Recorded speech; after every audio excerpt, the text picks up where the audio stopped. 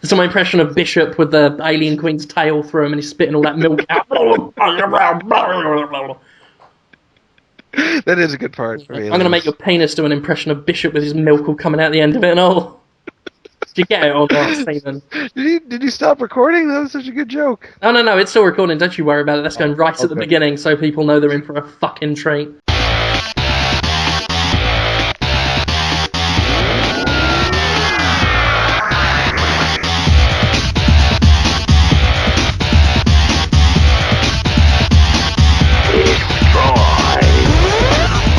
Sort of weird gay talk on the Twitter today. Is that's unusual? Yeah, I usually don't bother to click on people's Twitter accounts to see all the things they said to other people. It feels pretty intrusive. But you had an interaction with those ladies who hated you once, and it seemed positive, I was seeing. And likewise, those ladies had an interaction with Kotaku's Stephen Totitilio. Oh yeah, that made me like them so much. And I'm just seeing what they said. I saw what he said. I haven't seen what they said though. So you probably know all about it already. You can just tell me. Well, I mean, I don't have to read it. First of all, I wrote an article today about fighting game community. They're very different, I've been told.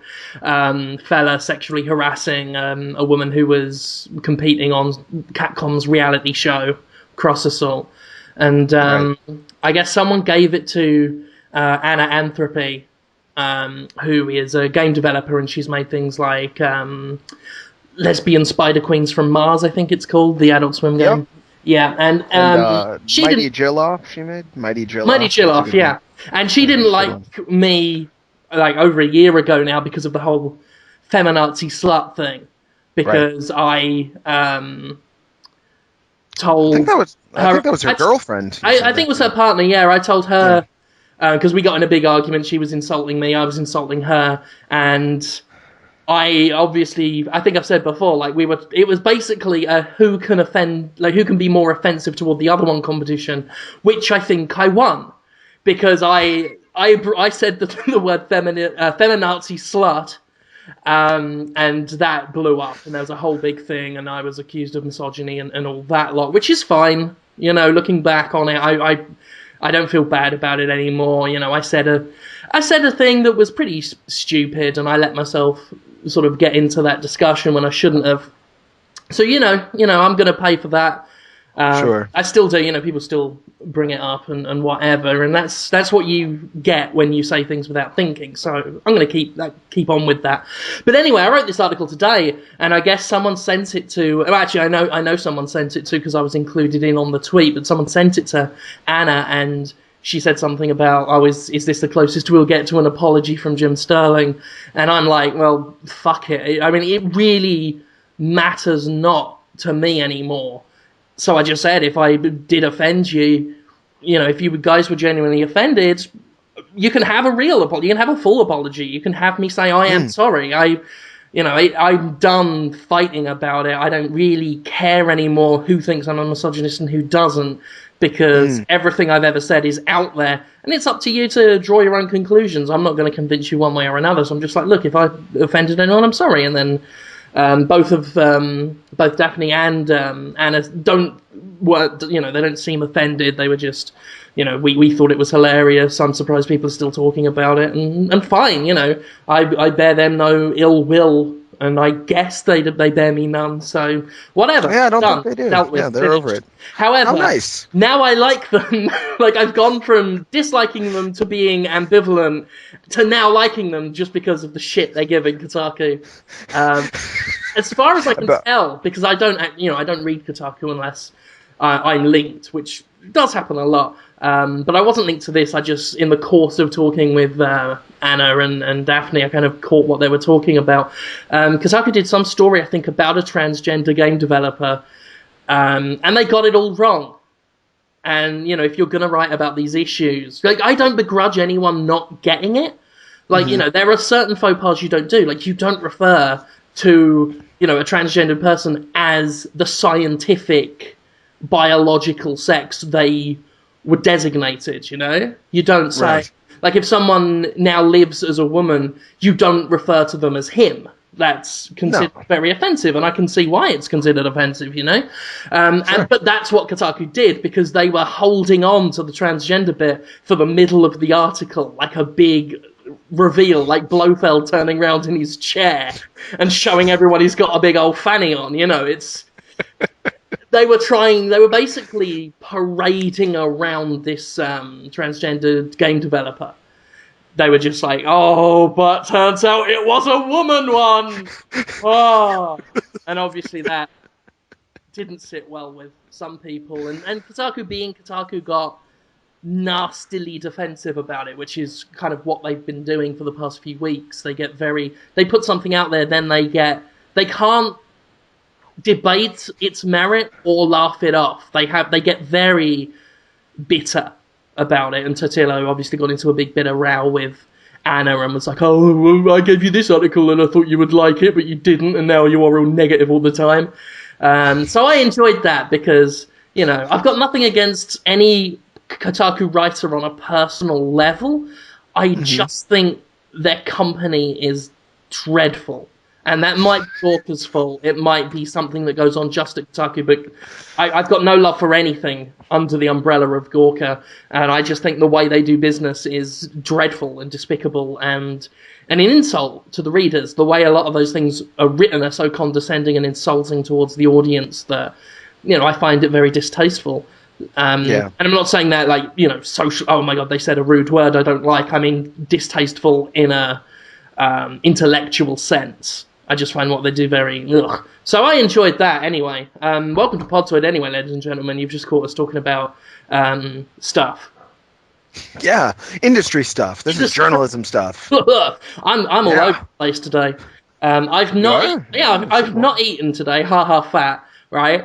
I've got to get that out of the way. Whenever a fat person talks about eating, they've got to say, like, they've got to acknowledge they are fat before someone else does. And take it back. It never works. You'll say you're fat, and then someone will turn around and go, "Hey, you're fat," and you're like, "I just said, idiot." So it doesn't actually work, but I still do it anyway. But I have not eaten today. I've been too busy. What are you doing? I'll tell you what I've been doing. But I am kind of, I don't know if you like. I'm talking very fast because even though I've not eaten, I have had 2 coffees and a jumbo-sized can of Monster Energy, which is kind of like food. I'm assuming it's like food. Because that's calories, sure. One is brown and hot, and the other has Monster written on the can. So that is a kind of food, and that is why I'm kind of twitching. And the best thing about energy drink is every time I drink it, I think this will wake me up, and it never does. Like, my head is very tired, but my body is very animated. Like, my fingers are perpetual claws. I'm just sitting here with twitching talons, gibbering and jammering, while inside my brain is saying, I want you to be in a coma now, please. Did you not sleep last night either? I got up really early. I had a dream. Okay. I had a dream about... I was hanging out with Parvi Largo from Repo the Genetic Opera.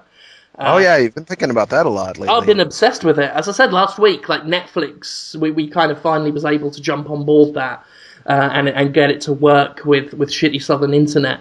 And that was on it. And it's one of those films that I always saw in like a store, like, you know, Best Buy or whatever. And I'd always point to it. And my wife Alex, who is predisposed to like poo-poo anything I say, because... Because when she lets me pick the movies, I will, you know, just always go for things like Puppet Master and Evil Bong and just these, you know, broken films that shouldn't be enjoyed. And they're not good.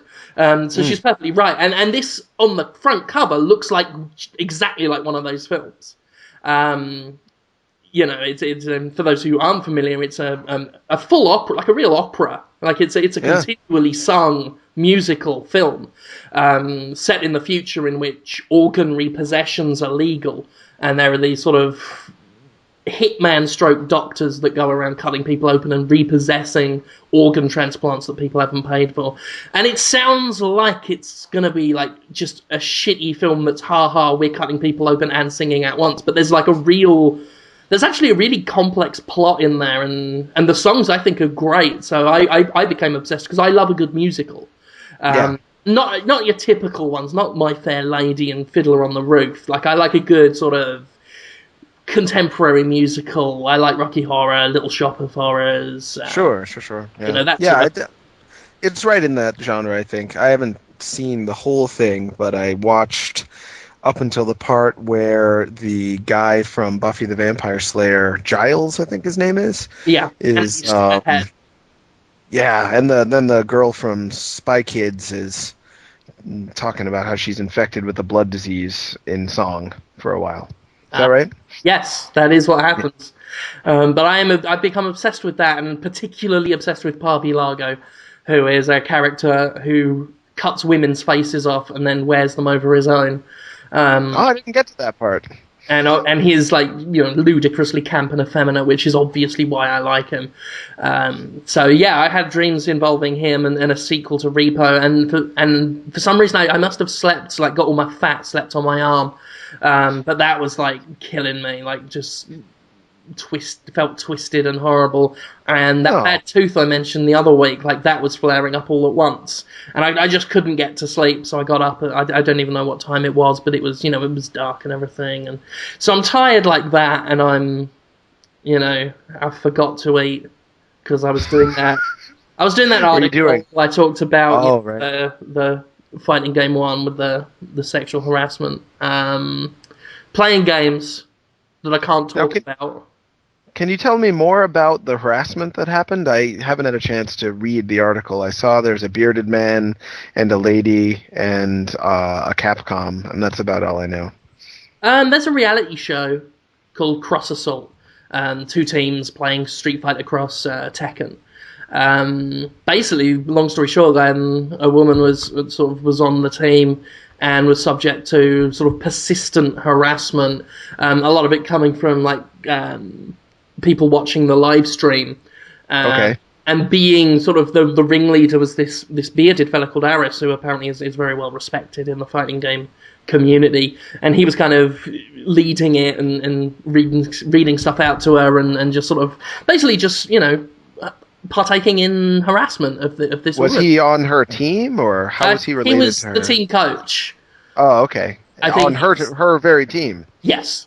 Oh boy! Okay. And you know, eventually Miranda felt very uncomfortable, would later forfeit the tournament and everything. And there was a whole brouhaha, and this sort of sexual thing came about, sort of surrounded the whole thing. And Aris would later go on to say, "Oh well, it's what the fighting game community does. It's where, oh boy, men, you know, it was one of those. Oh, it's one of those places where men are allowed to be men." And speaking as, you know, genetically a man, I guess, it's.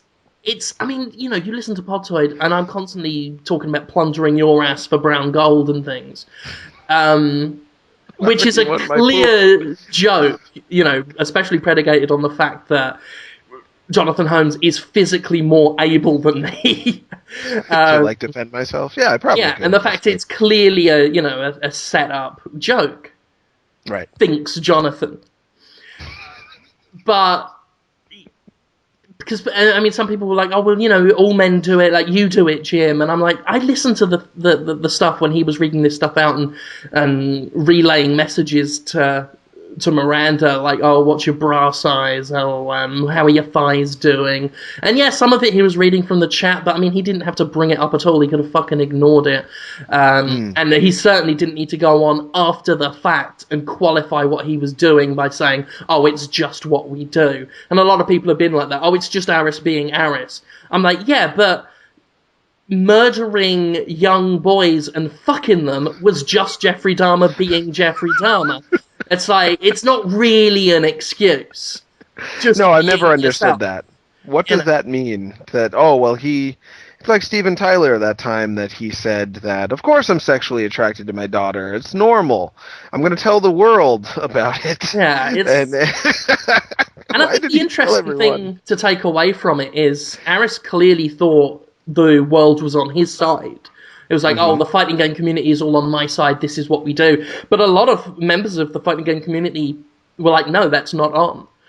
Which I thought was very positive. I thought that was awesome to see members of the fighting game community like actually say no, that behavior isn't cool, and it's kind of excluding to people. So yeah, I just thought it was an interesting thing to talk about. Accidentally And upset Miranda though. That was the you big did? thing. She How did didn't how like did my you do that? article, and I Why wasn't not? sure why. But she was talking Whoa. about like, oh, can I sue Destructoid for libel and what have you, and which really shocked me because I'm like, well, I was on your side. Yeah. I was like, writing about your side of the thing and criticizing the other side. But later it turned out that it was because she felt that I had made it sound like she was being interviewed by Destructoid. I had mentioned that she was making statements on Twitter, which I quoted, but I at least in her mind, I hadn't communicated that well enough. Okay. So I've done that, and we're all cool now. We're all clear. And that I said if you've got any more problems with the article, let me know. And she hasn't said anything further. She seems happy with what it is. Which but first I Okay. was panicking. I was like, have I got this entirely wrong? Especially when there are some fighting game community members who obviously don't take Miranda's side and were celebrating the idea that I had been owned by getting it Or wrong, pwned? or pwned indeed. But I didn't. Yeah. It seems I didn't actually get it wrong. It was just a bit of bad wording. But that panicked me, and Hmm. that took up my afternoon. That's a big deal. That's a big afternoon. You were a part of a event in video game community that's not all that common, where real social issues get brought up and people take sides and represent who they are outside of whether they think Sonic is cooler than Mario. That's kind of a big deal. That's awesome. Yeah, I think so. Yeah. Yeah. So that's It's all puzzling to me that, seriousness. but people don't get that if a guy or anyone says stuff to someone else that makes them feel objectified and abused and basically treated like they don't matter. Like, you don't like what I'm saying, but I'm going to keep doing it, and it doesn't matter that you don't like it. They don't see how that was just, there's no way you can defend doing that. If someone does that knowingly and intentionally and is enjoying the fact, like, oh, she's uncomfortable with the fact that I'm talking about her thighs again, do it some more. How could anyone ever defend that behavior? It's just so obviously bad, right? Yeah, Or am I exactly. missing something? No, I Okay, mean all right. I'm totally with you, and it's Check. like, and I say this as someone who obviously loves bad taste humor, and has made terrible jokes, but always on an impersonal level. That's the difference to me. It's not that an offensive joke was said, because almost any joke's going to offend someone. Sure. It's when it's laser guided at a person who is clearly not in on the banter. It's like, it's okay to say, "Oh, I was just joking. I meant no harm." But when you are clearly causing harm and you carry it on, then obviously that's an issue and you need to stop. And that was it, really. I mean, if it was just so clear that she was Yeah. not enjoying it, and that's the point when it stops being harmless banter and becomes victimization. Um, Hmm. and again, like I say, I mean, if it was a stand-up comedian on stage saying things about no one in particular, I'd have less of a problem with that. It was the fact that it was in a room where there were like two women involved in the whole thing, in a room full of men, and this guy like just making ha ha ha at her, that kind of attitude. I can imagine being very uncomfortable at that, and Yeah. Yuck. it's all. Ugh. Um, Well, with that in mind, yes. with that in mind. Uh-huh. Is it paedophilia or not? Obviously, that's what everyone's tuned in for, It's and what that's pedophilia or okay. not. And that's okay because there are no children on the podcast. If there was a There. child here, and I was saying hey, child, if I fucked you, would that be paedophilia or not? Let's find out. Then obviously that would be bad. So Yeah, let's that would assess. be harassment. That's right. Yeah. Yeah. It wouldn't really be harassment. It would just be really creepy and make a kid wonder what's going to happen to him. Yeah. That would be bad. Yeah, you don't want to do that. I don't think. No. Heck no, you don't. Hell no. Hell no, Hell no. kids. Kids, Harassment. children, Yeah. stop harassing me. Yeah, they're harassing you, these kids. You're constantly getting harassed by children, Constantly trying aren't to you? make me sex them. That's not Well, that's not what I meant. I meant, you remember those guys that were sending us emails saying that they wanted to kill us, and then we found out there was pictures of them, and they were 10, and, nice moppy blonde-haired kid who loves Gears of War, and you gave it a 8.5, and he was ready to slaughter you and the entire I've destructive had activity. people say that they wish I was dead. Right. But no one's actually ever threatened to kill me. Oh, good. I mean, how lazy do you have to be in your hate mail to not even mentally exert the effort required to kill a man, just wishing for a disease or an accident to come along? Even being theoretically lazy. And if your aim is to offend me when you send hate mail, congratulations, because it does offend me that even hypothetically you won't go to the effort to kill me. I find that offensive and upsetting. It's like, dude, I can't outrun anyone. I'm easy to spot in a crowd. It would take no effort at all to go to E3 and stab me. It doesn't take much to just theoretically kill me. And you don't even want to do that. It's just, I hope you get cancer. Well, Maybe no they ambition. don't. Maybe they actually don't want you to die that much. Maybe they just kind of do. I don't know if anyone wants me to die. People do want to make me feel bad, though. They will email me and tell me that I'm wrong or that I'm dumb or to try again, kid, or something like that. I just wish it was all done via sound bites from fighting game win quotes. I wish they just, you must defeat Shang Long to stand a chance. And try again, kid is actually from Street Fighter 1. It's a really good quote. Because that's what they're trying to do. They're trying to make me feel like they just kicked my ass at internet, but it's never going to feel that way. I'm sad that they're so upset. I don't mean to make people angry and stuff, but... Oh, I mean, you got to feel sorry for them. A little bit. They are, clearly unhappy. Yeah. One thing I did recently that, I've made at least one person unhappy. Someone, I think it was Uncle Bibby. Maybe it's Uncle Bibby. I'm doing the show Sup Holmes, and I did an episode with the guys from Gaijin Games, and they were saying a lot of stuff that was upsetting people, like that a 99-cent app is the worst thing that's happened to video games in a long time. And then they went back and said they actually love buying apps all day, but they do see how it's hurt a lot of people that they know.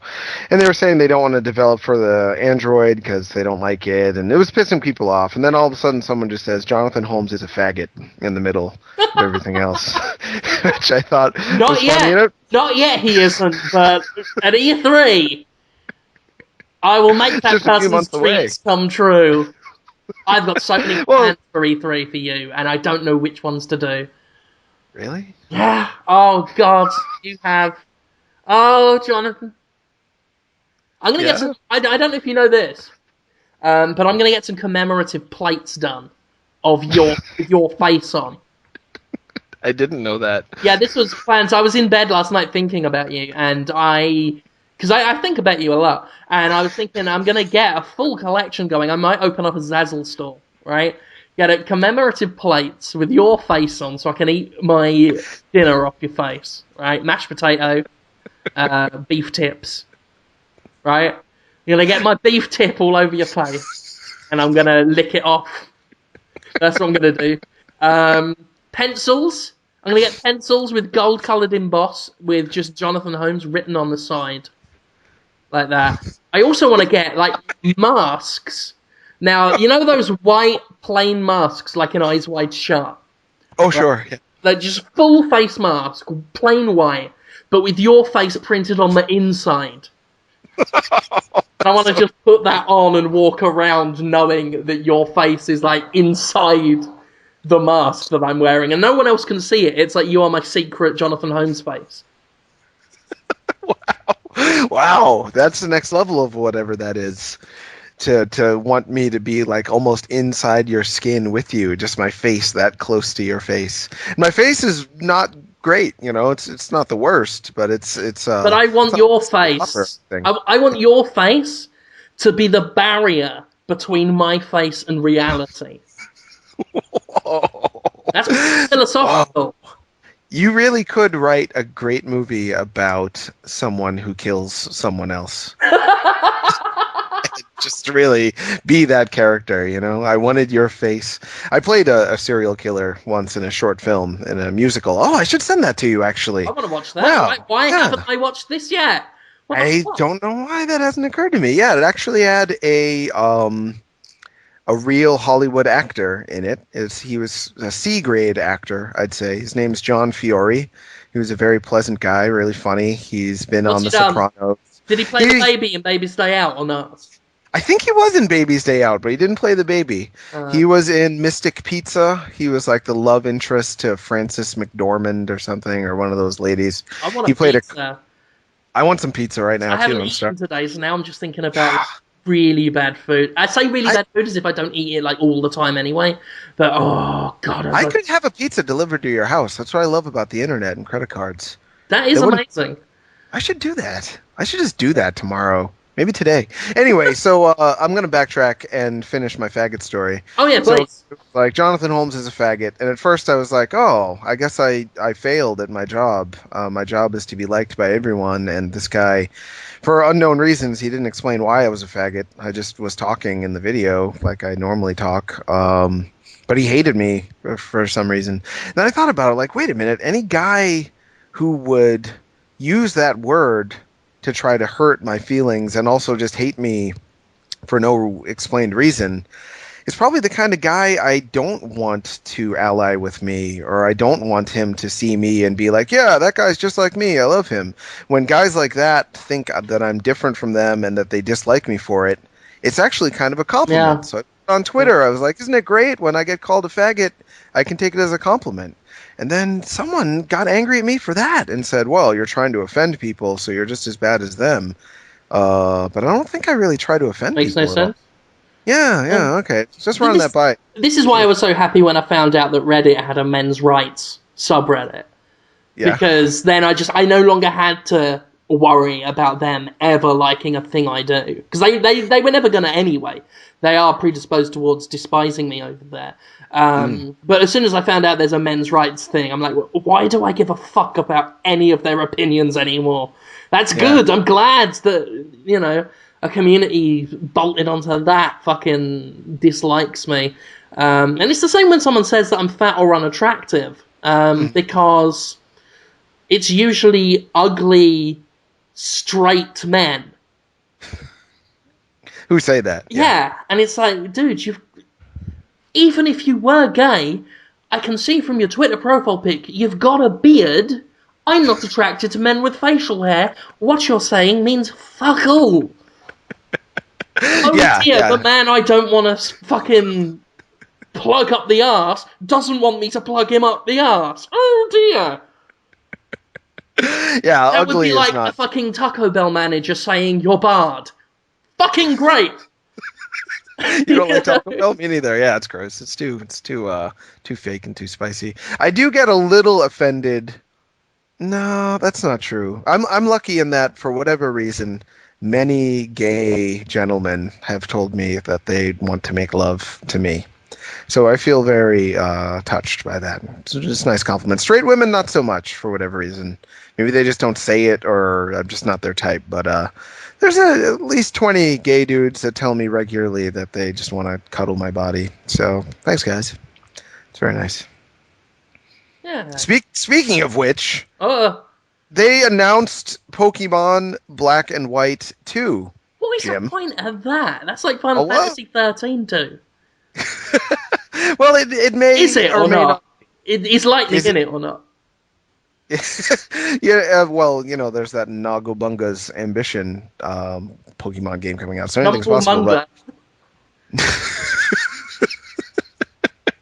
yeah, it's so weird. They're releasing all these Pokemon games on the DS, but I don't know whether Pokemon Black or White 2 is going to have a point. I'm excited about the idea that it will, that it may actually be a full sequel with all new storyline, all new places to go, and of course, all new Pokemon to catch, Jim. Oh, there's Yeah? so many Pokemon to get. Oh I've god. caught them all, Did you know that? Ball bags. I have literally caught them all. Have you caught every single Pokemon that I've ever caught there all was? 400.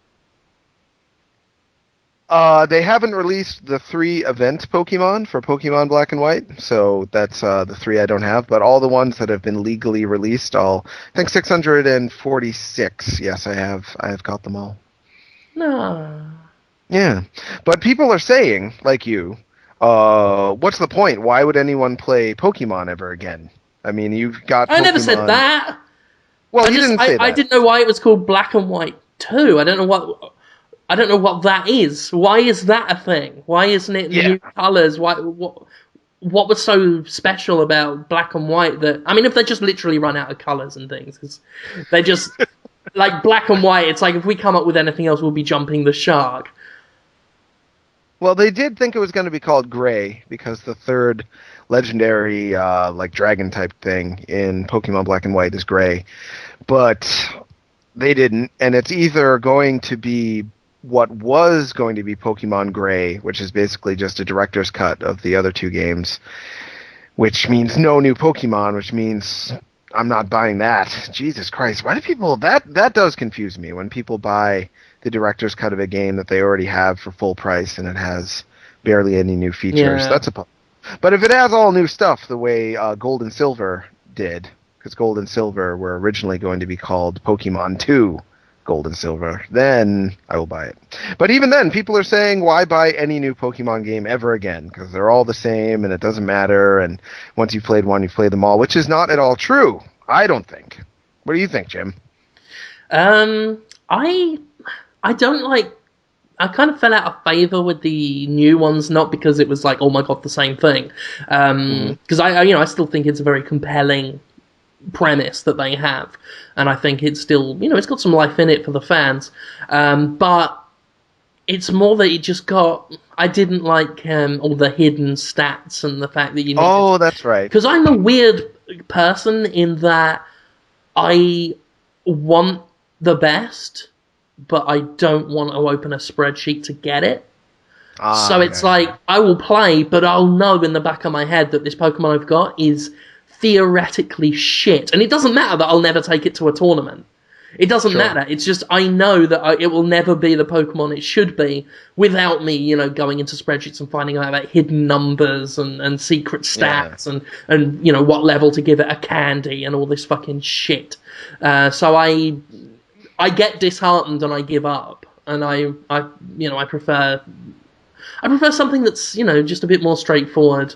And I know some would accuse me of being too casual, but it's it's just what I prefer. I don't have time to get that kind of Well, it's stuff. just not fun. Yeah, exactly. I mean, I don't find it enjoyable. Yeah. To turn my game into graphs and night shifts and things. I do think that the Pokemon series can sometimes be the very worst experience that people can have with a video game, in that I've known many people, I've actually gone to these Pokemon events where they used to give out Pokemon before they had wireless internet and stuff. They'd have to actually, you hand them the cartridge and they trade it to you and stuff like that on the old Game Boy games. And I've met a lot of guys there, and they are not playing Pokemon. They are being played by Pokemon. Like, they are not having fun anymore, but they are so desperate to catch every shiny and to, have their EV stats boosted by their breeding, and they're like sweating and sad and miserable by their obsession, and that's not good at all. But it's very similar to being a young, attractive gay man and hitting the club scene, getting ready to catch 'em all. with your balls. God. Because it is. When people ask me, like, why do you like Pokemon? It's very simple. It's the exact same kind of hunting and catching that horny dudes Why they do. got to be gay? What's this gay bit? Well, because in my experience, Jim, and you feel free to correct me on this, when you go out as a male looking to catch a mate, a female mate, it's not the same level of willingness as you might get with a mutually attracted gentleman.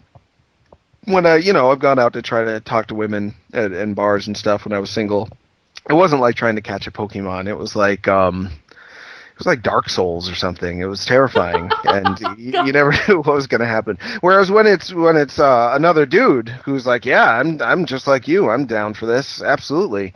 It's more just like, you wear them down a little bit. You throw out some taunts, and but it's cute and fun, and then eventually enough balls get whipped their way, and then they're yours.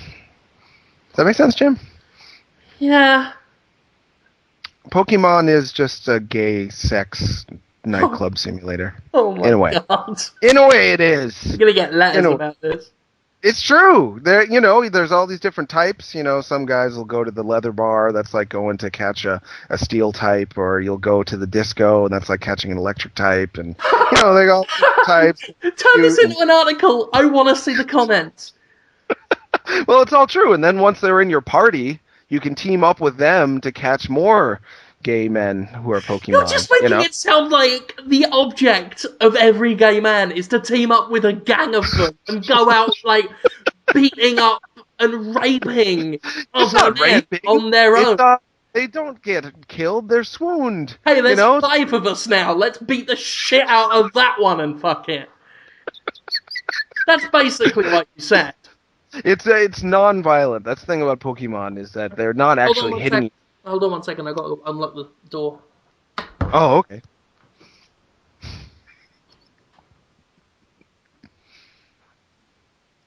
Hi, everyone. This is the pause where Jim is unlocking the door. Now I'm really thinking about whether I should have said those things. I hope I didn't offend any men who want to have sex with Pokemon or other men or both. I didn't mean to hurt anyone's feelings. I think it's fun going out there in the streets and just seeing what you can do. Oh, sorry about that. I'm sorry, I was talking to myself. I just need to let my wife know that I've done that thing. That's very good. Yeah. You should cut that part out if you want. That wasn't very good. Turns out I can't do this podcast by myself.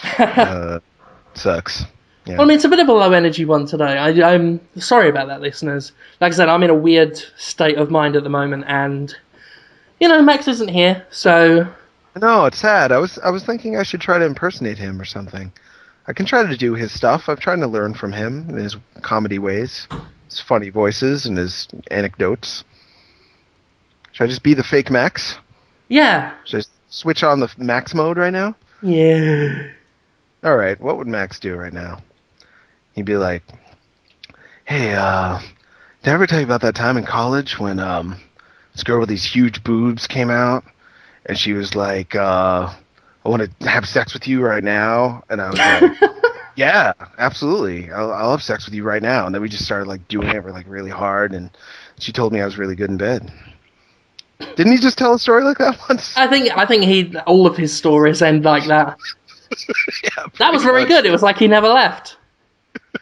And then he does the funny voices. How does he start doing them, though? Does he just start doing them randomly? I don't know how that works. I don't know. I never, because it was never a planned thing. It's like we just talk about a thing and then there were voices. Yeah, I know. I think how schizophrenics operate. I mean, you'd know more about that than me. They start telling a joke and then there are voices. And it's all funny and ends up all right in the end. Sometimes it is. I've told you about that lady who just loved her boyfriend who was an auditory hallucination, and she threw out her false teeth and partied all night because of him. It's really great sometimes, schizophrenia. Absolutely. It gets a bad rap, and it's got its downsides for certain individuals. But for other people, it's just like the best life ever. Schizophrenia. Try it. You might just like it. It's not as bad as it looks for some people. All right. Well, I'm gonna think about how to integrate all of Max's funny voices. He did the and he did and he did the other one he did. Right? Yeah, he was very famous for his impression. Okay, I'll work on those. Yeah. Maybe for next week. And Um, we were gonna maybe have Hamza on this week, we've right? been talking about this because I know some people don't want just us two. And there are some that, they're like, oh, you two work well together, and that's cool. And there are some that are like, oh, it'd probably get a bit dull, just two guys, which I think this episode's demonstrating. I think it's been a good episode, Jim. Actually, Is we it? talked about gay stuff. Yeah. I'm incapable of judging like anything. No, you've been great. You've been I'm absolutely fantastic. I'm out of my head. Like I said, I reality has no fixed borders for me as of this moment. Awesome, man. Yeah, let it fly. It's great. No, you've been great. You're doing good. Yeah. Jonathan Holmes, if I booked a plane ticket, right, to your house, and you opened your door to go to work one morning, and I was just curled up in your front yard asleep, would you like that? I'd be worried about you because it's a little bit cold, but I'd be happy to see you. I'd put a little blanket on you, and I'd I don't know, try to wake you up or get you in the house. That happened once. I think I told you that story at Destructoid HQ when a man was just sleeping in a Street Fighter 4 Snuggie on our porch. When I got up in the morning to wake up Tara Long and get her ready to do the show, there's just Snuggie man out there, and it was our Snuggie, clearly, because Street Fighter 4 Snuggies are not that common. And then there was this elaborate story with used condoms and stolen computers and stuff like that. Did I tell you that one? No. I mean, it sounds like there's not much more to it than that. No, I won't I won't backtrack. Well, that's interesting. Yeah, but the long story short, I have had strangers sleeping on my porch, and I'm very open to that. I'm ready to give them a hug and help them out if I have to. Yeah, I mean, I'm just thinking about various things, because, as I said last night, I was in bed thinking about you, and I just like to think about you, and I was just thinking about, because my end goal in everything, this is my, because I've accomplished everything I need to in my life, and so I've decided to start accomplishing things in other people's lives. So your whole life... Wow, I didn't know you'd finished your whole life already. I'm done. Like, my life literally is over. I'm a dead man as far as I'm concerned. Whoa. I'm done. So now my job is to live, not live other people's lives, but give other people, come up with goals for the lives of others. Oh, no. So you're a social worker then. That's basically what... yeah, I'm your social worker. And I'm glad that you've, chosen me as that. As I say other people's lives, I basically mean yours. And my end goal is to, stop you having a life. And I don't mean that. I don't mean, killing me. No. Okay. No. Hey, who is suggesting that? Hey, come on, guys. Come on. Hey, come on now. Come on. Hey, guys. That's not what I'm suggesting. I want your life to stop being a life and start being an experience. Whoa. That's my end goal for you, sir. More a ghost train than a walk in the park. And that is, I'm just thinking of different ways that I can enhance your existence so that it becomes more than life. Wow. It's like that movie I Heart Huckabee. Yeah. Except you've just shown up and forced it on me. And you've deemed that my life is clearly not enough of an adventure as it is, even though I have this crazy day job and I do Destructoid and I have all these video shows. That's not good enough. I'm criticizing your life. At all. Okay. At all. Heaven forfend that I'm criticizing. I think you've got a wonderful life. You've got a beautiful wife. You've got a nice home, probably. Sorry. You got promoted. You can keep That's true. That. You have a good life. That's fine. But okay. I don't want you to have it. I don't want you to have a life. I want you to have a ride. And not the ride Whoa. of your life, because you don't have a life anymore. I want you to have the ride of my life. You want me to Yeah. I need you you to want my understand life this, ride. because I'm worried Yeah. I'm coming across as peculiar. But trust me, I think this is going to be good for you, ultimately. It's going to be good for us. I think we're going to have a thing going. I think at the end of it, when one of us dies, the other one, the survivor, will think, and I don't mean survivor as in, I'm going to be doing anything dangerous. Don't, just forget about it. Look, I guarantee you'll be fine. But, How can you guarantee that? hey, look, your life is literally in my hands now, and I'm not going to let you down. Okay? Aw. Okay. It starts with commemorative plates with your face on. Doesn't sound like a good part of my life at all. Who else can say that? Who else, right, in the world can say that a British man living in Mississippi eats his dinner off a plate with my face on it? That's the moment you stop having a life and start living an experience. When Okay? I know that when you're uncovering like my sleepy, tired When eyelids and I'm my licking my beef tips off your face. I do like a good beef tip with mashed potatoes. yeah, me too. It's delicious. It's I'm gonna good. eat that right now. I really should order you that pizza. No one. That's all right. I probably get my own one. You sure? If I Yeah, I had have your it a address, I'd special just way. yeah. I might get a burrito actually. I don't Yeah. like the way Americans make pizza, so I try and British it up as much as possible. Oh, really? What's the difference? Mostly the sauces. Uh, You love sauces out here, and I like a. There's something weird. So there's something really? overbearing about a lot of American like condiments and sauces and extras. Something Huh. that kind of dominates the experience. And as a British person who's, my food is typically a bit blander. It's not something I want to get used to. So I take the marinara sauce off it completely, and do some, just some little extra things. That sounds delicious Yeah, actually. I'd like to do and that. it's going to be even tastier eating Mm-hmm. it off your face, right? And And you bear in mind uh-huh. as well, the stuff I'm telling you Uh-huh. is just the stuff I'm telling you. This is the stuff I think is mundane enough to share with you. There's You've other really stuff.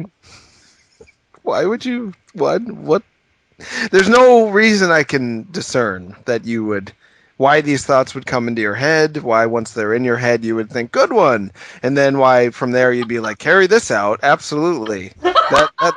That's what I'll do with my life. That's amazing. I It's don't am- have a life anymore. That's the point. It's what it's I'm all about doing. my life now. Yeah, I've lived my life. Everything else beyond this point is just some spare time I've got. And I'm And you're gonna investing that it. time too. Yeah. I'm investing it like a banker. I said banker in you. So it's great to know because I've worked with a lot of people in my life who would be considered creepy. You know, guys who come in and say, "Oh yeah, I just can't stop thinking about touching my dog's balls," or a woman that comes in and be like, "You look like you're easy to hold down," and she's, I've heard so many different things, and I'm like, "Wow, these people are really interesting." I never get that feeling that they call creepy, which is the feeling of like a spider crawling on you and you know it's a threat, but you don't know exactly when it's going to bite. I don't get creeped out by people. I feel like I have a good handle on my social situations and I will be able to defend myself. But you are beginning to get there. You're finding the secret path that I never knew existed to actually make me think that I might be in trouble. Oh, there are many men whose secret paths I have traversed, my boy.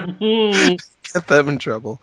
Yeah, yeah. Oh, yeah. Methinks you have guessed that I am chatting about sex of the anus. That's when Max would go, "Oh, Anus, wonderful," or something like that. But doesn't Yes, ah, yes. I can't do that. I can't be You've got Max. to join in because otherwise it does sound bad what I'm doing. Well, that's the thing. I feel like it's not my place to do anything other than just accept what you have to tell me. If I try to like join you with it, then there's no friction. That won't be fun for you. I'm just gonna take it from you when I have to, I guess. Ah, I just said that like that. Oh wow, there's a Harry Potter just said I'm a fat fucking bitch. It's a guy on Twitter, Harry Potter. You're a fat fucking bitch, dude. He said many things to other people. He said to another guy, "You are gay as fuck in your pickup truck." Oh wow. Said to Who'd he another, say? "You're a gay man." Said to someone else, "You're fat and gay," just like Andrew. I don't know who Andrew is. Wow, it's just constant. Stupid bald faggot. Wow. Piece of shit. I hate you, and I also hope you die. Huh. Being gay has twisted your brain so that basically homosexual substances run through your body deemed jism. This goes on and on. Huh. I thought he was just insulting me, but I turn out it's like he's insulting everyone. Yeah, I wonder if he's a bot who just. Yeah. If you want to follow this guy, I do suggest it. Well, I mean, his name is like, it turns up as Harry Potter, but the actual Twitter destination is at Labes for Days. LABESFORDAYS. Is that like labias? Is that like labias for days? I don't know. Who knows Days of labias. what goes on in their heads, but Yeah, some people just so desperately want to have an effect on other people that they'll take the low blows and the easy route, which is just being a jerk. Yeah. what they should be doing is printing people's faces on plates. I mean, this is why. I mean, someone says, "Oh, you're a fat fucking noob," or "You're a fat bitch," or whatever, and that's so like that's not even entry level. That is work experience. That is I haven't even taken my standardized test. Wow. That's not even entry level fucking with someone. There's nothing psychological in that. These people, No. and again, that I guess ironically that has the desired effect because it does offend me that they think it's not what they said that offends me. It's that they think that's enough to offend me.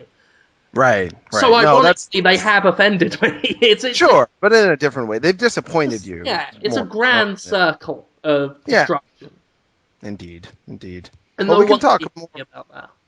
What did you say, wiggy about that? Sorry, I said no one can be happy about that. It's people making people sad in the wrong ways, and I want to make Yeah, people sad in the right ways. that was great acting. That's in the right ways. Yeah. Just ugh.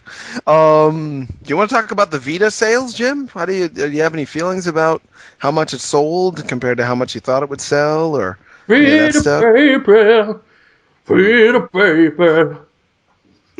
Vita is just a bad name still. I'm sorry. It's just not good. It It sounds does like sound. a mineral water. That's the problem. Yeah. PlayStation Vita. Or just a romance song that I don't want to listen to. Drink Vita. it so you are not thirsty anymore. It's how much did it sell? 1.2 million since it came out last Worldwide. worldwide. Uh-huh. Oh, that's including Japan and stuff? Yeah. Yeah. There was some And big then I think they're saying since launch in America, the sort of North America, Europe, Canada, etc., is 660,000. All right. Which All ain't too right. bad. Not too bad at all for a first week. It's not that great though, is it? I mean, well, it's not great, but it is a bit. It's solid. I mean, that's sold enough to say there is a market there. Which Yeah. it's good because I mean I really do enjoy my Vita, and some people think I hate it because I unfortunately drew the short straw with the reviews. Yeah. Dale got to review Luminous, Rayman Origins, all the Uncharted, Uncharted. I mean Katamari. Yeah. they're obvious solids. And then I got such fun as Little Deviants and Unit 13, which I'm playing now, and I can't say anything about it. I'm not saying whether that's good or bad. Just saying I drew the short straw with reviews a couple of weeks ago, not now. Obviously, That's not. right. I wouldn't Not say now, that obviously. now, but No. these are just two distinctly different concepts. I am playing Unit 13. and I drew the short straw. Totally different, separate, gated ideas. So anyway, despite that, I'm enjoying the Vita.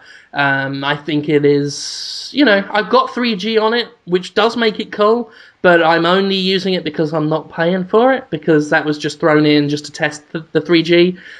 It is cool. I mean, it's cool to use. It's got a lovely Twitter app on it. It does Netflix, which I tested out, and the Netflix works well. I was surprised. Oh, yeah? I heard bad things about it, but it works damn well. I downloaded Big Trouble in Little China on it, so obviously that's good. Those games that I've been able to just sort of casually play for fun, which I haven't been able. I've used the Vita almost entirely for work so far, but when I've played it just for some enjoyment, I've had a blast with it, and I love just opening it up and just tinkering around with it. So, I like the sales it got. I mean, it's not, it's not an overnight success, but we're seeing numbers that make me think, well, now this is more like it, and that makes me happy just because I want it to do well, so that people put games on it, and I've got more excuses to turn it on and carry it around with me, because I enjoy using it for the most part. And, there's some typical Sony bullshit in there, but it is one of the most user-friendly things that Sony's ever made. By their standards, I mean, that's pretty remarkable.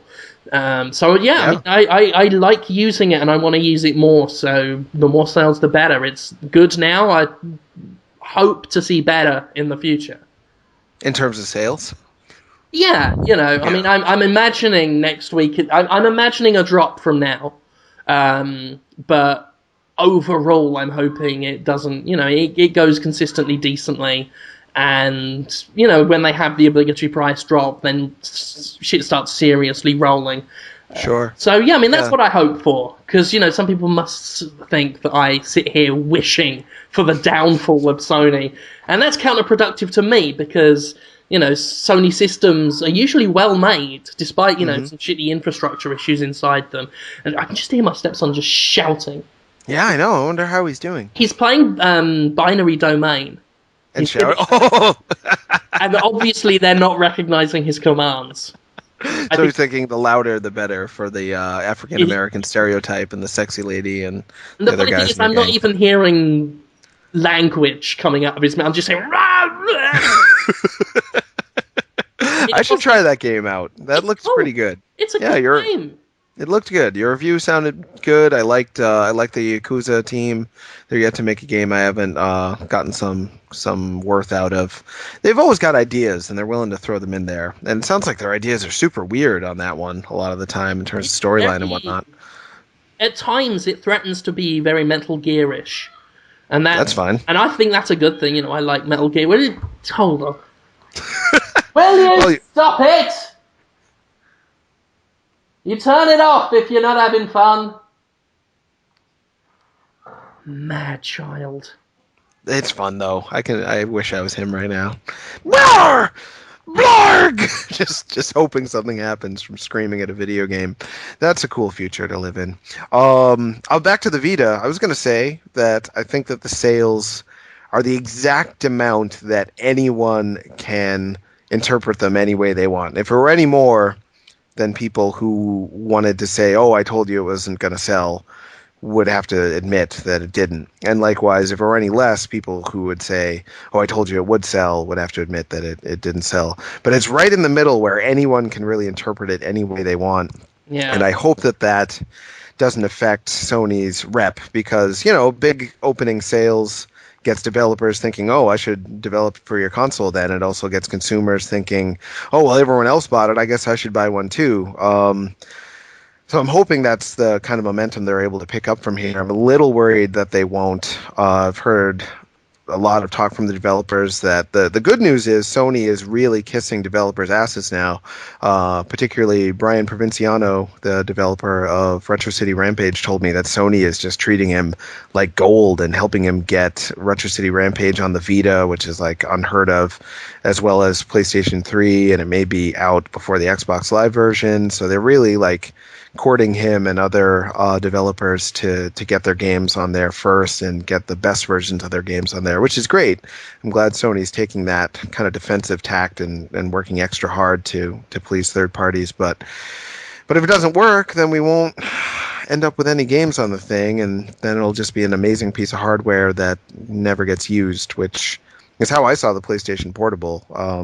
I really think it's a great piece of hardware. I still do, but just underdeveloped for, sadly. Yeah. I mean, Yeah. I've got to give Sony their, credit for that. They are, for such a big company, like a platform holder, they take some risks with their IP. I've complained a lot about Heavy Rain's story, but I will always credit Sony for having the balls to take a chance and turn that into a big deal. Yeah, absolutely. I can't think of any other company that would do that. Nintendo brought over Last Story after having its arm twisted. I don't think Microsoft would ever pick up something like that. For Sony to do that, it was remarkable. And even then, Nintendo didn't bring over Last Story. They permitted XSEED. Oh yeah, Xenoblade and Xenoblade.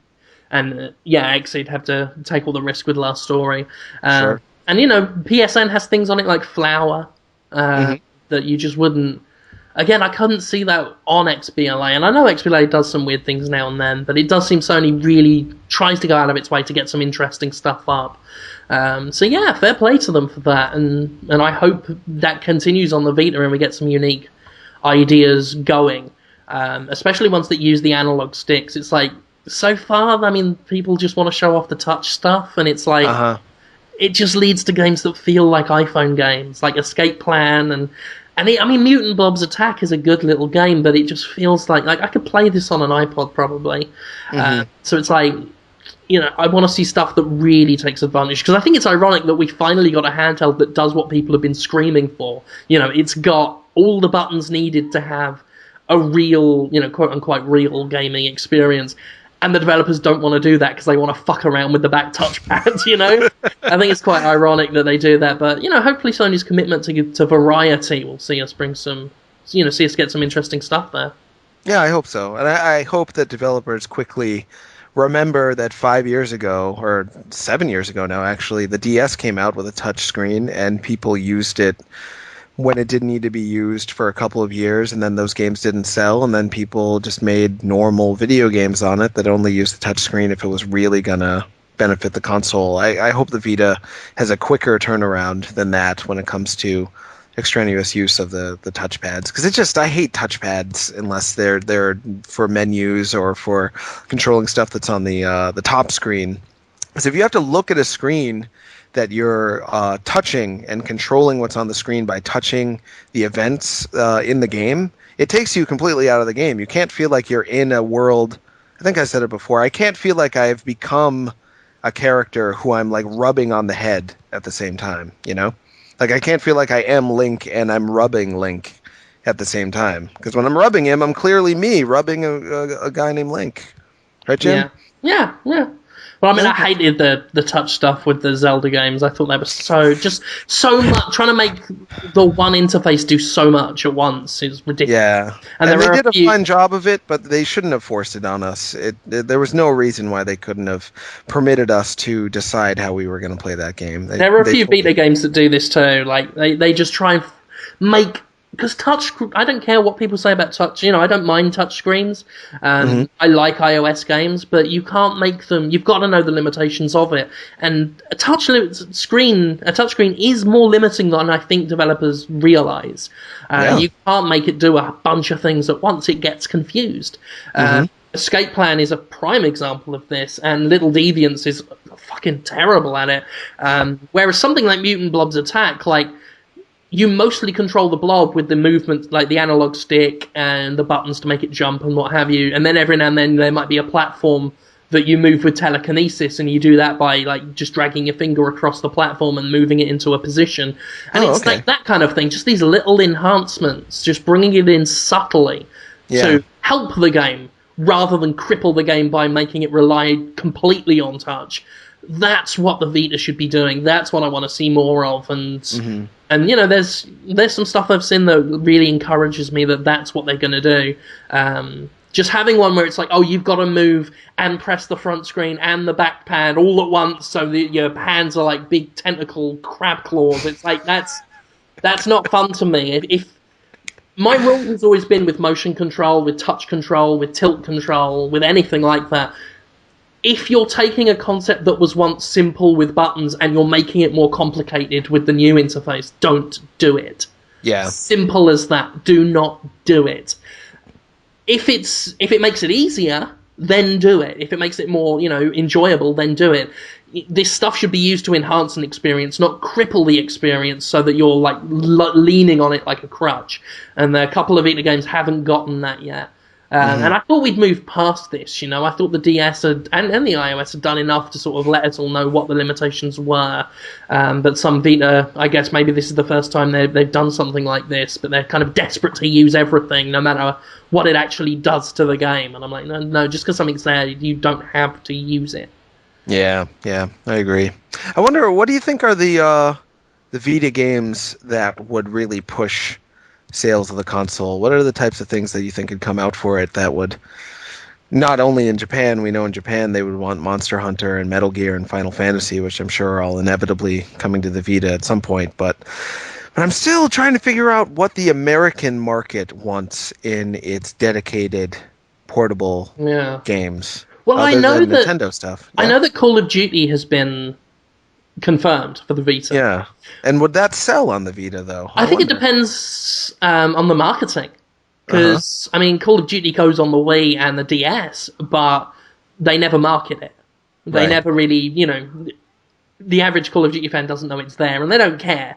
But if you market it as like an all-original, high-profile experience on the Vita, and I don't know how willing Activision is to do that, then I think you might get people interested, Yeah. Because, the PS3 has a very loyal following, even among Call of Duty fans. Sure. And I think you could really market it if you put a good campaign behind it. Then you could sell to that crowd. Grand Theft Auto, the same thing. It's like, if it's not marketed, it won't sell because no one will know it's there. But if you push it out as like, this is an important Grand Theft Auto title, not just a shitty spin-off. If you put out an ad campaign that's like, if you're a Grand Theft Auto fan, you should be playing this one, then obviously I think that'll sell systems. Sure. I think the conundrum is that the kinds of games you described, Call of Duty, Grand Theft Auto, people want those with their surround sound and their big HD TVs and stuff like that. This is kind of actually harkening back to something Max said, because Max said, I don't know if anyone wants Uncharted on a portable, no matter how nice it looks on a little screen, because that little screen doesn't give you that kind of expansive blockbuster feeling. So I wonder if it's the blockbuster games that would sell on the Vita or something else. I wonder. Yeah, you've got a point. I come at it from, I don't know how unique my perspective is. It's I've said before, like, handheld gaming is something I love as a concept anyway, so when it comes to getting console experiences on there, I'm so fascinated and enthralled by that is a selling point to me.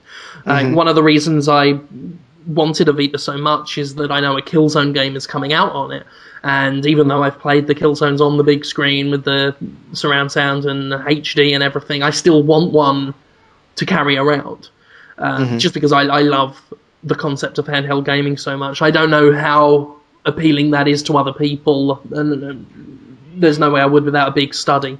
Sure. I have to guess, though, that the exact same market that Nintendo's going after with the Wii U, Sony could try to capitalize beforehand, before Nintendo gets a chance to do that, which is these guys who love video games. I hate to be sexist, but it's oftentimes guys in my experience. If you go to E3 and you look around to see who's in in attendance, I think it's probably like one woman for every 30 or 40 guys. It's just the way our culture is. That's not to say women don't play video games, but the kind of lifetime video game fan is often a man, I find. And we're getting married and we're getting kids, and our TV is not always something we can have control over. Whereas our handhelds we can always use for whatever we want. So maybe that's the demographic that really wants to play big name, big budget games on a handheld in their house while their kids are screaming at Binary Domain or something like that. Yeah, I'm going to have to go in there and turn it off in a second. Is he still screaming about Still it? shouting and screaming. Hopefully the microphone's not picking it up.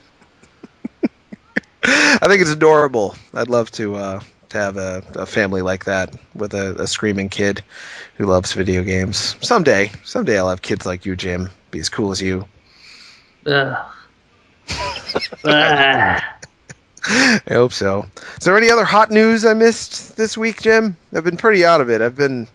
This whole Sup Holmes thing is a lot more work than I thought it would be. It's a lot of fun, but boy, booking guests and then trying to edit the episode afterwards and stuff like that. Oof, it's pretty tiring. I haven't had a lot of time to make sure I'm totally up on all the hottest news.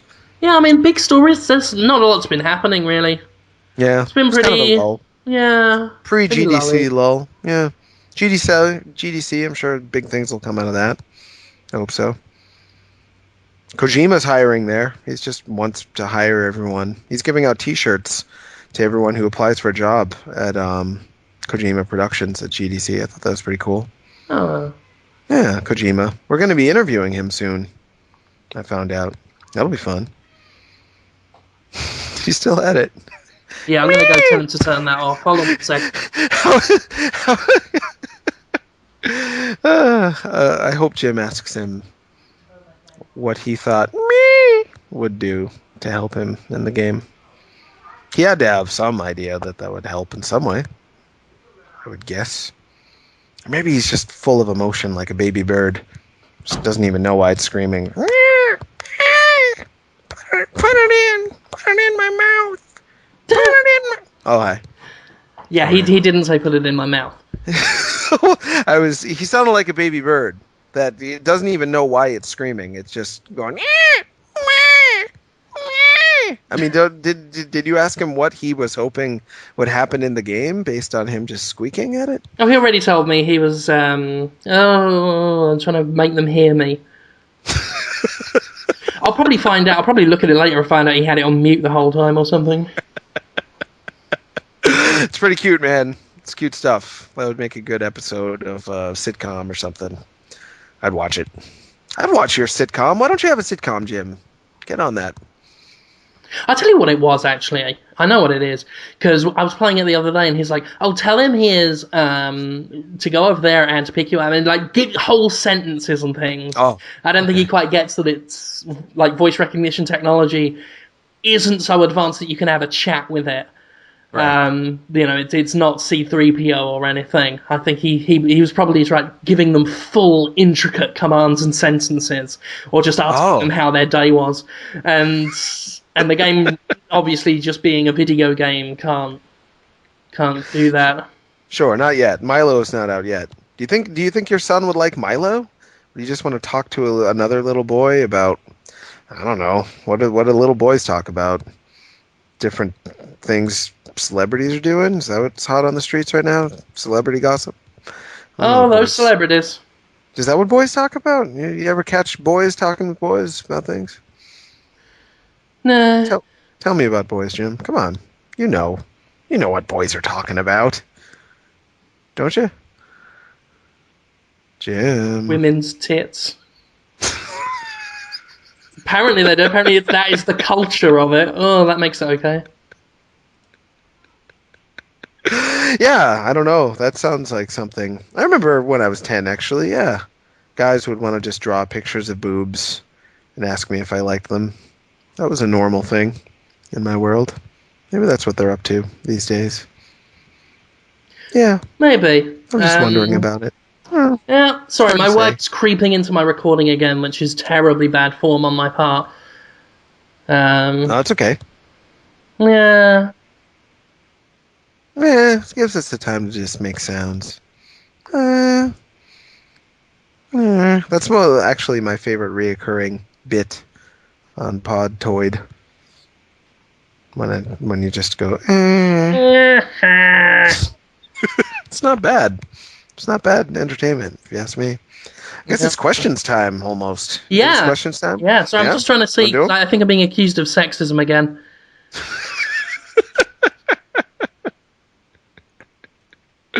Yeah. It's bound to happen, yeah. Yeah, I say it's a guy's trying to bring up some of that the accusations of misogyny against me. He's really bitter because it's the guy that was having a go at the Mass Effect writer, and he keeps claiming that I have caused his family to be threatened on Twitter. Oh, is this that guy who was going to sue us for He's just threatened noticing? legal action against me, but instead he just seems to be sending me insults. Which is yeah, I mean, he's welcome to take me to court, but I can, I've got a record of everything he said to me, so I'm fairly confident that if this did go to court, which I want him to take it to court, then that will be funny. Anyway. Isn't it weird when people want to sue you by saying, you know that thing I said that was terrible?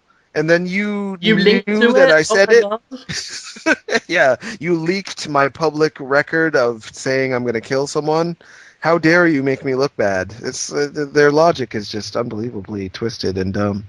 It's pretty fun, though, to think that they're that kind of closed in their own little brains that they can't even begin to understand how the rest of the world might see them. Yeah. Yeah. Whoa! Jim, what? You're quoted on the binary domain ad. That's not me. Gripping story of humans and robots. Destructoid. I think that's a preview. Oh. It's funny because it's not praise at all. It's just noticing what the game is about. It's an explanation of the concept. Right, but they had to quote us on it. Wow, we're kind of a big website now, aren't we? Oh, yeah. That's pretty... We haven't been quoted, ads for Skyrim, Sonic Colors, all the hits, all the greats. I've got to apologise to the listeners because, like I said, I've been out of it this thing, like this recording. I'm only just starting to get on the come down from the caffeine surge I had. I think you've been great, Chip. These idiots on the internet that are trying to be stupid at me. But yeah, let's get on to the questions and wrap it up.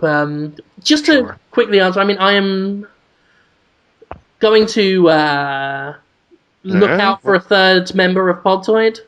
I wanted to talk about that because, it's cool that we chat, we have a good laugh. But, there's always just that extra little bit of energy with a third person. So, I'm going to keep looking into who we can get on. Maybe just some different guests. We'll see what happens. Sure. But, this is a slow episode, I know. But I don't think so. You keep saying that. Jim, let me tell you, I'm going to review this episode for you real quick.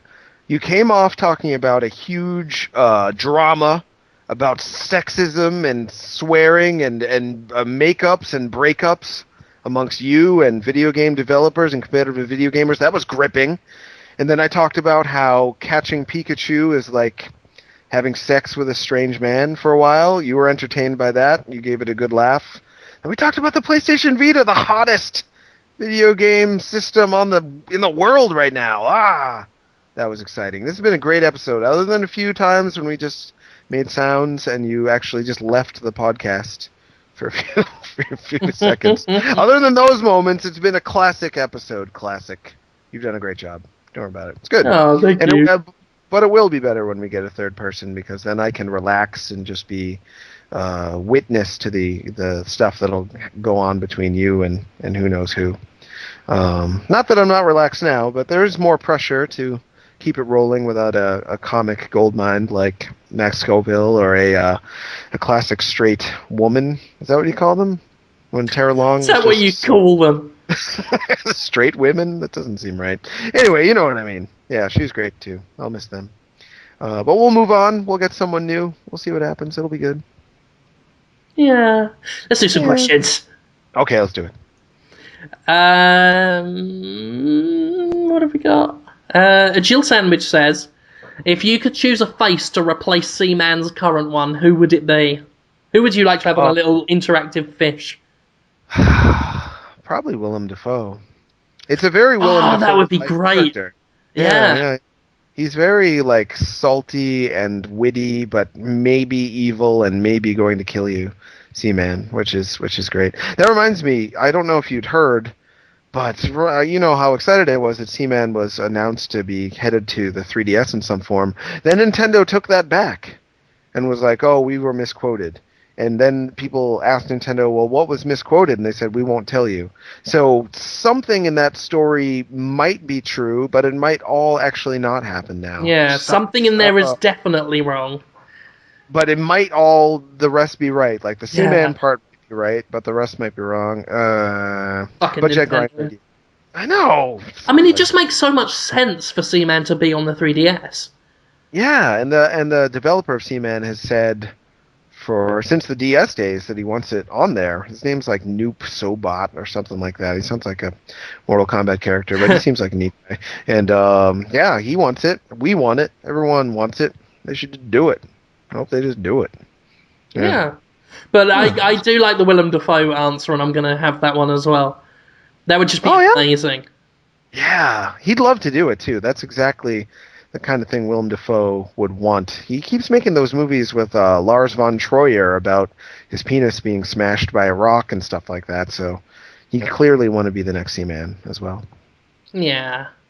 Matt Ed with Cheese says, as someone with similar interests, what are your thoughts on sissification / forced feminization? Good question.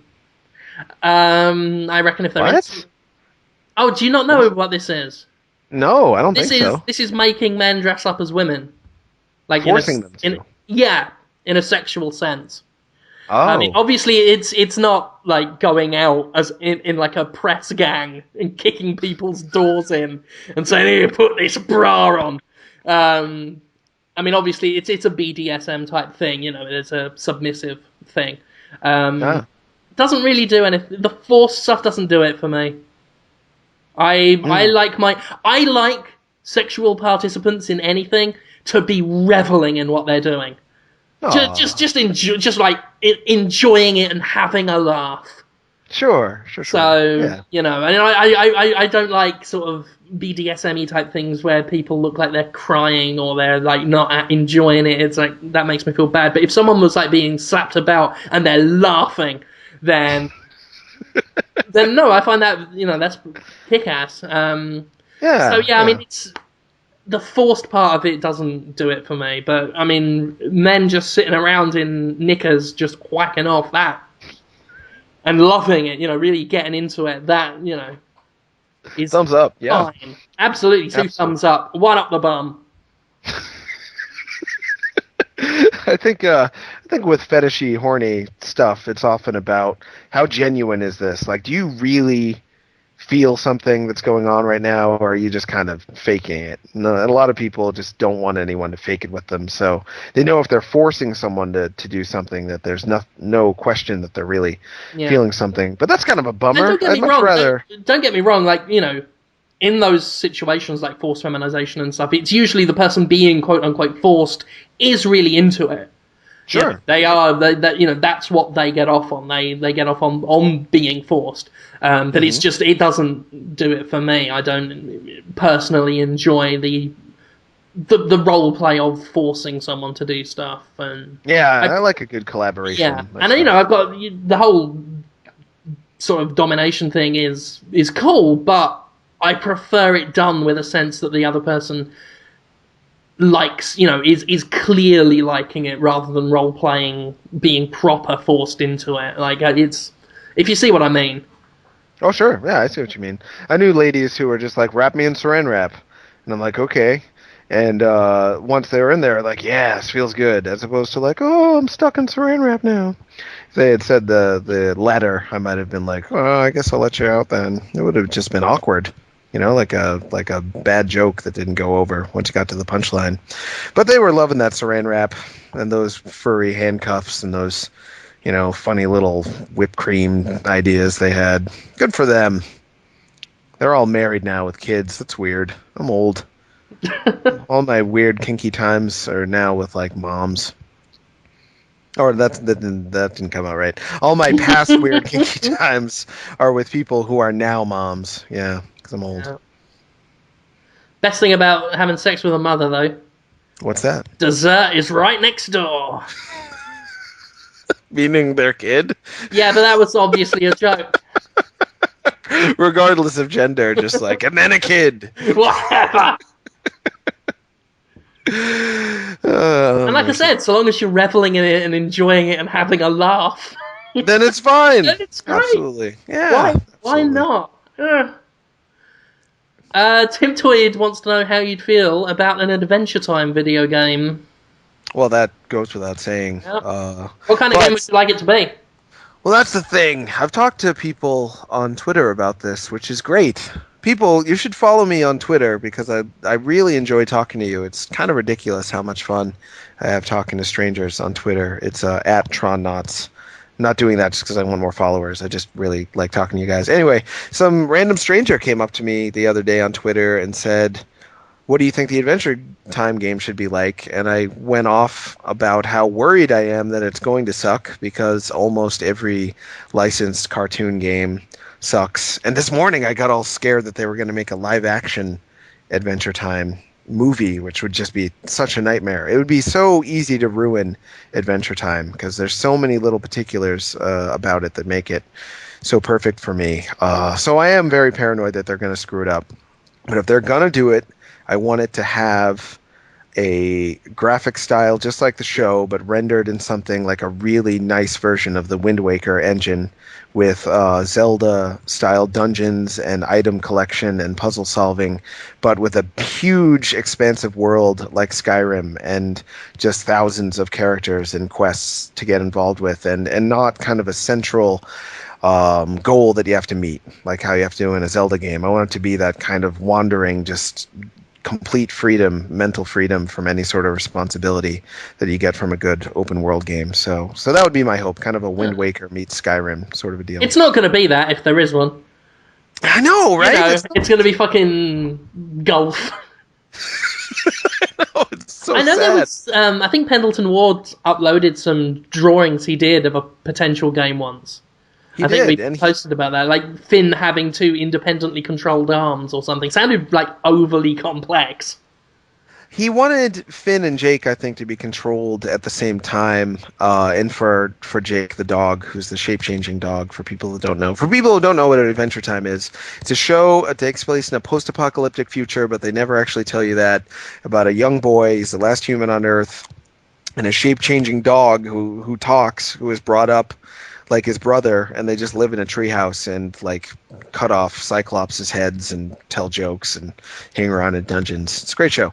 And Pendleton Ward wanted it to be like Monster Hunter meets Katamari Damacy, which wouldn't be bad at all. That would actually be a lot like the Skyrim meets Wind Waker thing that I have in mind, except with slightly different priorities. But hopefully it doesn't suck, but you're right, Jim. It's gonna be tied up in money, and they're gonna charge whatever developer and publisher puts it out tons of money for the license. So that's not gonna leave the developer and the publisher any money left over to actually make a game. So it'll just be golf or, a real Flash style platformer. God damn it! I'm just depressing myself. Did you have anything you wanted to say about it, Jim? No. All right. No, I like your idea of an open worldy type thing. It'd be cool. I like Adventure Time a lot, so I would like to do that. I'm sad that the first sort of there are games of them already, like just shitty browser ones that aren't very good. One of those, they put a regular show one on iOS recently, and it was just a crappy little. I mean, it was okay. It was shooting zombies or something, right? Yeah, you were just throwing bowling balls at zombies. It was all right, but once you played it for like 5 minutes, you've seen it. Yeah. And that's such a shame because regular show, the creators of that really do love good video games and make a point to try to do as many quality video game references that pay tribute to the things that video games do that are unique as often as they can. I mean, there's like a video game episode of that show every like 4 or 5 weeks, it seems like. And they're all pretty good. Yeah, good stuff, yeah. I do like it's good that both those cartoons are just. They could easily be on Adult Swim. I know. They did something to get on the lower, sort of, just to double the audience. And the ratings are good. And Adventure Time Season 4 is starting already, just in April. They are taking a month and a half break or something, already starting the 4th season. So I hope they carry on. I hope it stays as good as it's been. Yeah. Markic says, Jim Sterling, if you were Robotnik, what would you do differently? Easy, more spikes. I mean, that's just... Sonic can't touch a spike. Why doesn't his little Lego-matic machine just have spikes on it literally all the time? It's an interesting thing. The devious crafty scientist villain in a video game, because I've always took them to be the kind of stand-in for the developer. Like Robotnik created all these levels for Sonic to traverse, but he makes them so he can actually get through it, but he wants him to have a miserable time in the process. But he could just make the whole just field spikes, right? He could just be like, sorry. Yeah. Yeah, but he doesn't choose to do that because he is the developer. He does want you to be able to get. He must. Yeah, he's got to some the end. self-loathing. Yeah. Sorry about that, man. Bothering me again. Wants food. Who is? The kid wants food, even though it's like it's nearly dinner time. It's like you can wait. He's like, I'm hungry. Like, of course you're hungry. It's almost dinner time. Wait till dinner time. Just really. Trying to be a professional here. You're very professional. Yeah. Someone wants his last name said properly. His name is Milo Gert Jansen. And I really don't care whether I was right or wrong. Jer Jansen. That's his new name. Milo I think whenever you say jerk in any like lotiony name, it makes me laugh.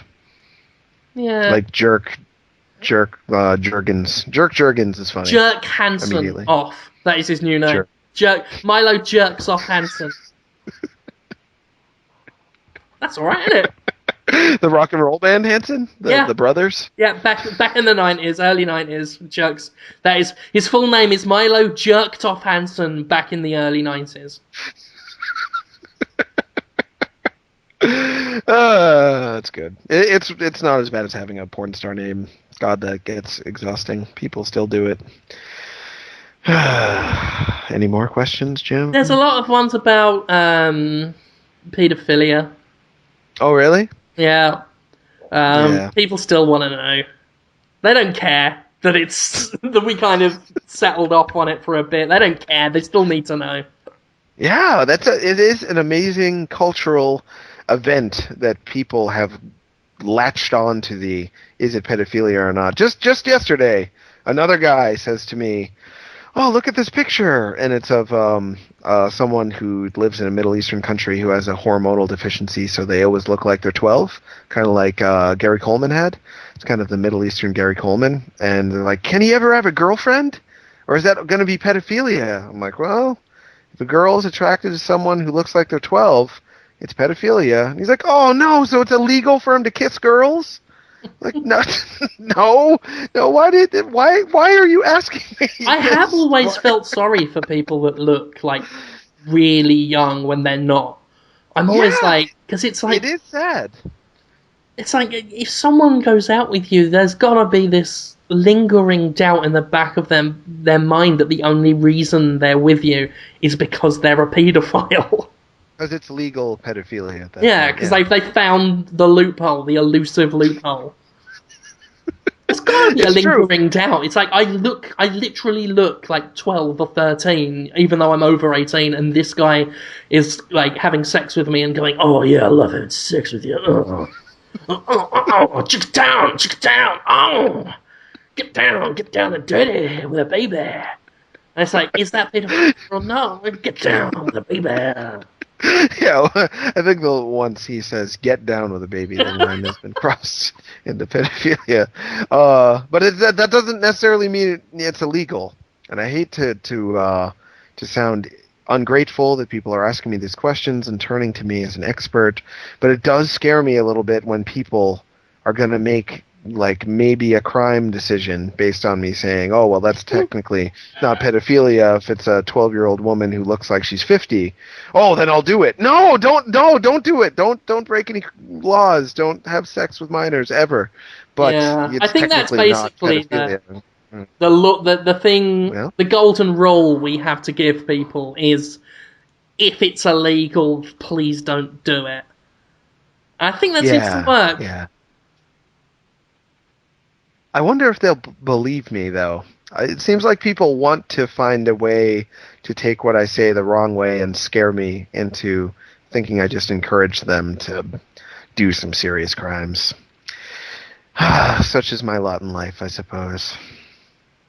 Could be worse. Could be worse. I could be all alone, not talking to anybody about anything. That would be sad. Yeah. Yeah. I think we're done. You don't even want to do one more hot question, Jim? There are There's no not any hot questions. There are not any hot questions, huh? Yeah. Um, I think that this was a very special episode of Podtoid. That you are going to be surprised by how much more people like it than you think. You get a certain feeling in you, Jim, when you're doing fantastic. And I think you think, oh, that's when I know I did a good job, when I get that feeling. And you didn't have that feeling today, I can tell.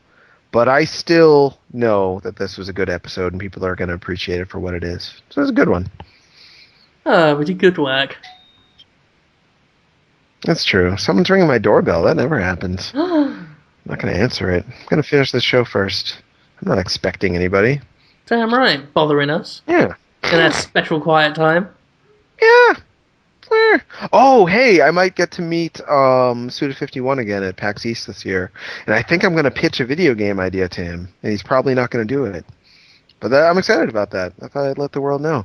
I'm going to pitch him a 4-player simultaneous 2D beat-em-up idea for No More Heroes. And I'm going to ask Nicolas, Tyrone Rodriguez, and Lynn Spot to help me pitch it, because they're down with it too. We're just going to make asses of ourselves. It's going to be great.